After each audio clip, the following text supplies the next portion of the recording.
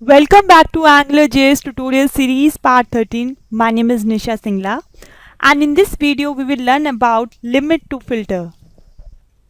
In the previous video we have already discussed about what is filter and different type of built-in filters in AngularJS. So I would highly recommend to cover that video first. So to visit my previous video, click on the link below. So let's get started with one of the built-in filter, limit to. Limit to filter, as its name implies, allow you to limit some string or array to a certain length. So to use limit to filter, you need to use pipe symbol and the name of the filter, and limit to filter takes two arguments. The first argument is limit and the second one is begin. Limit here specify the length of the written array or string. For an example, you have 500 characters in a string and you just want to display the first 100 characters from that string. So you can specify 100 in place of limit here. Same, you can also use limit to on array. So we will discuss both ways with demo. One common use case where the limit to filter can come in handy is the preview text.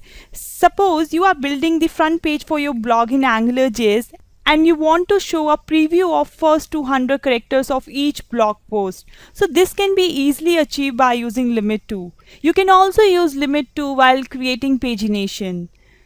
So let's understand limit to with a practical example. Flip to your editor, and for this demo I have already set up a basic file structure in part 13 folder where I have index.html file, and here I have already included my Angular script and my module file. And in this module file I have already created a module and a controller, and this controller is holding an array of objects. In this index.html file, I have already included my module using ng-app and my controller using ng-controller, and I have displayed my array using ng-repeat. In the previous video, we have already covered these filter uppercase, lowercase, date, number and currency. So here now we will apply limit to. So first let's run this demo and see exactly how it will display as of now. So you can check as of now the uppercase filter is applied, lowercase filter is here, and date of birth is on this column, salary in number and currency. Now suppose first I want to use limit to on a string. So you can check here we have name column and we have string here. So suppose I want to restrict the number of characters. I just want to see the first two characters. Here you can also apply limit to here directly on a string. And one more thing, you can also use more than one filter together, that is called chaining of filters. So I want to use another filter here, so you just need to use pipe symbol and the name of your filter. So my filter name is limit to, and it takes two arguments. The first one is mandatory, that specify the number of characters that you want to limit. So I want to see only two characters from this string. So save the changes and now refresh.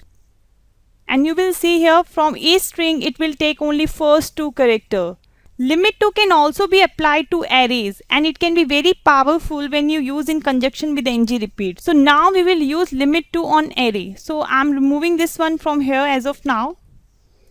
So you can check here, this is my complete array. So I want to restrict my array with the help of limit to. So as of now I have 5 rows. Suppose I want to see only 3 rows from this array. So you can also use limit to on this complete array. Now you can use limit to on this array, limit to the name of the filter and number of rows that you want to limit. So I just want to see the number of rows 3.